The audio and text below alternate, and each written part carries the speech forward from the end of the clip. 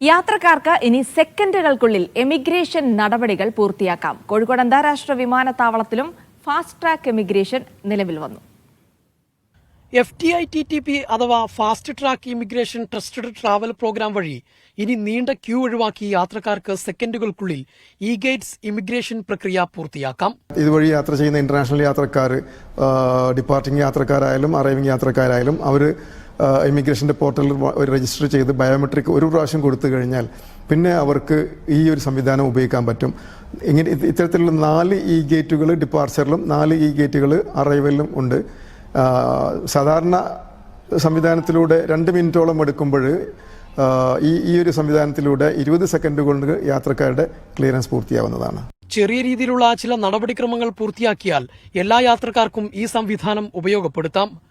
Passport ഇവിടെ ഈ ഭാഗത്ത് സ്കാനറിൽ വെച്ച് കഴിഞ്ഞാൽ അത് സ്കാനറിൽ റീഡായി കഴിഞ്ഞാൽ ഓക്കെ ആണെങ്കിൽ ഈ ഗേറ്റ് ഓപ്പൺ ആവും.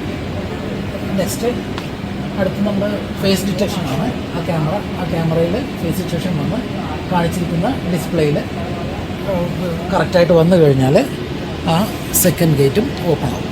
അപേക്ഷകൾ www.ftITTP.mha.government.in എന്ന വെബ്സൈറ്റിലാണ് ഓൺലൈനായി രജിസ്റ്റർ ചെയ്യേണ്ടത്.